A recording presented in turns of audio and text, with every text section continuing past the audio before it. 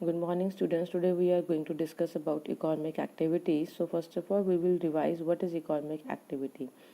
The activities by which we earn money is known as economic activity. Means कोई भी activity इदां दी जिन्हां नूं करन दे नाल तुहानूं in return ਦੇ ਵਿੱਚ ਕਿਸੇ ਨਾ ਕਿਸੇ ਫਾਰਮ ਮਤਲਬ ਕਿ ਪੈਸਾ ਚਾਹੇ ਉਹ ਸੈਲਰੀ ਹੋਵੇ ਚਾਹੇ ਉਹ ਵੇਜਿਸ ਹੋਵੇ ਤੁਸੀਂ ਪੈਸਾ ਕਮਾ ਰਹੇ ਹੋ ਇਨਕਮ ਕਮਾ ਰਹੇ ਹੋ ਪ੍ਰੋਫਿਟ ਕਮਾ ਰਹੇ ਹੋ so that will be the part of economic activity.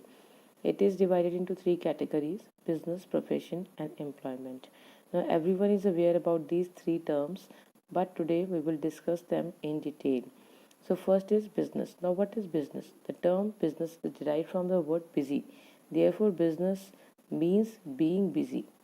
Business ਜਿਹੜਾ ਵਰਡ ਆ ਉਹ ਬਿਜ਼ੀ ਟਰਮ ਤੋਂ ਡਿਰਾਈਵ ਹੋਇਆ ਆ, ਇਸ ਕਰਕੇ ਬਿਜ਼ਨਸ ਦਾ ਮਤਲਬ ਕਿ ਜਿਹੜਾ ਬਿਜ਼ੀ ਰਹਿੰਦਾ ਹੋਏ.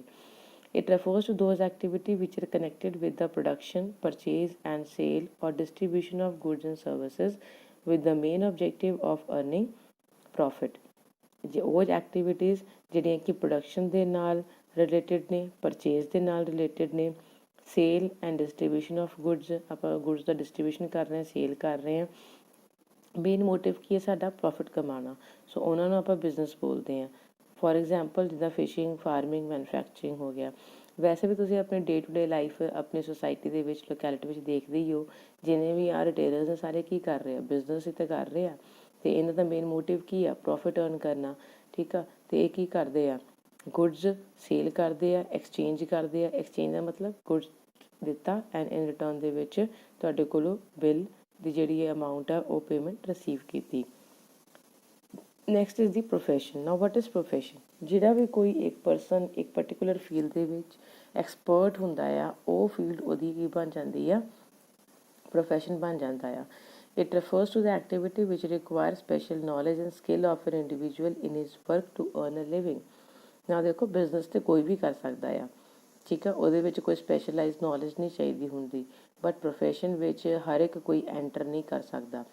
ਜਿਹੜੇ ਵੀ ਪ੍ਰੋਫੈਸ਼ਨ ਦੇ ਵਿੱਚ ਤੁਸੀਂ ਵਿਲਿੰਗ ਹੋ, ਉਸ ਪ੍ਰੋਫੈਸ਼ਨ ਦੇ ਅਕੋਰਡਿੰਗ ਜੇ ਤੁਹਾਡੇ ਕੋਲ ਨੌਲੇਜ ਹੈਗੀ ਆ ਦੈਨ ਹੀ ਤੁਸੀਂ ਉਸ ਫੀਲਡ ਦੇ ਵਿੱਚ ਐਂਟਰ ਕਰ ਸਕਦੇ ਹੋ.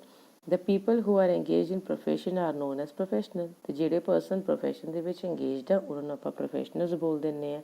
ਐਗਜ਼ਾਮਪਲਸ ਕੀ ਨੇ, ਜਿੱਦਾਂ ਕਿ ਲਾਇਰਸ ਜਿਹੜੇ ਨੇ ਉਹ ਇੰਗੇਜ ਨੇ ਆਪਣੇ ਲੀਗਲ ਸਰਵਿਸਿਜ਼ ਦੇ ਵਿੱਚ, ਅਤੇ ਉਹਨਾਂ ਦਾ ਲੀਗਲ ਪ੍ਰੋਫੈਸ਼ਨ ਹੋ ਗਿਆ.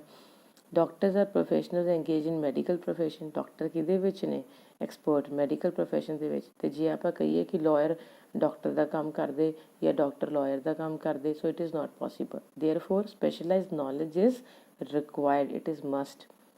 Next is the employment. Now what is employment? Business ਕਰ ਰਹੇ ਹੋ, that is the business. ਠੀਕ ਆ, ਕਿਸੇ ਪਰਟੀਕੂਲਰ ਫੀਲਡ ਦੇ ਵਿੱਚ ਸਪੈਸ਼ਲਾਈਜ਼ ਨੌਲੇਜ ਹੈ, ਐਕਸਪਰਟ ਹੋ, that is the profession. And ਅਗਰ ਤੁਸੀਂ ਜੋਬ ਕਰ ਰਹੇ ਹੋ, ਚਾਹੇ ਗਵਰਨਮੈਂਟ ਜੋਬ ਹੋਏ ਚਾਹੇ ਪ੍ਰਾਈਵੇਟ ਜੋਬ ਹੋਏ, that is the employment. Means ਜਦੋਂ ਕੋਈ ਇੱਕ ਪਰਸਨ ਕਿਸੇ ਦੂਸਰੇ ਪਰਸਨ ਦੇ ਅੰਡਰ ਵਰਕ ਕਰਦਾ ਆ, ਉਹਨੂੰ ਆਪਾਂ employment ਬੋਲਦੇ ਹਾਂ. It refers to an activity in which an individual works regularly for another person and gets remuneration in return. Regularly work ਕਰ ਰਿਹਾ ਕਿਸੇ ਦੂਸਰੇ ਪਰਸਨ ਲਈ ਐਂਡ ਇਨ ਰਿਟਰਨ ਦੇ ਵਿੱਚ ਉਹ ਸੈਲਰੀ ਅਰਨ ਕਰ ਰਿਹਾ ਆ.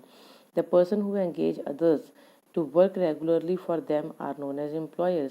ਅਤੇ ਜਿਹੜੇ ਪਰਸਨਸ ਦੂਸਰੇ ਪਰਸਨ ਨੂੰ ਐਂਗੇਜ ਰੱਖਦੇ ਆ, ਐਂਗੇਜ ਦਾ ਮਤਲਬ ਬਿਜ਼ੀ ਰੱਖਦੇ ਆ, ਉਹ ਕੌਣ ਹੋਏ, employers.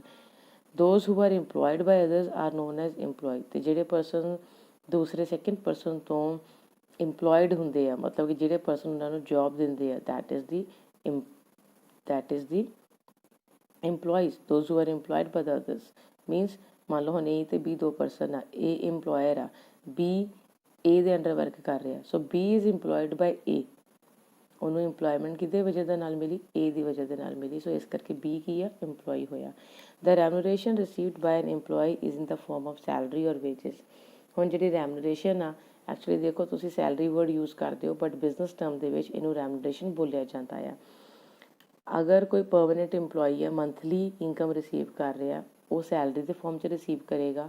ਅਤੇ ਜਿਹੜੇ ਲੇਬਰਸ ਹੁੰਦੇ ਆ, ਜਿਹਨੂੰ ਆਪਾਂ ਦਿਹਾੜੀਦਾਰ ਬੋਲ ਦਿੰਦੇ ਹਾਂ, ਉਹ ਪਰ ਡੇ ਦੇ ਹਿਸਾਬ ਨਾਲ ਅਮਾਊਂਟ ਰਿਸੀਵ ਕਰਦੇ ਆ ਐਂਡ ਉਹਨਾਂ ਨੂੰ ਵੇਜਿਸ ਬੋਲਿਆ ਜਾਂਦਾ ਆ.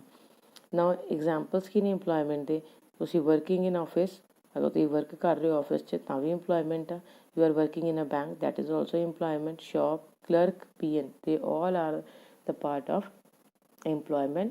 एंड अगर एम्प्लॉयमेंट की सिंपल डेफिनेशन होर तुहानू पता करनी है then it is very simple, the relation between the employer and employee is known as employment. So today we have discussed the economic activities and its type. In the next lecture we will revise further on. Thanks and have a nice day.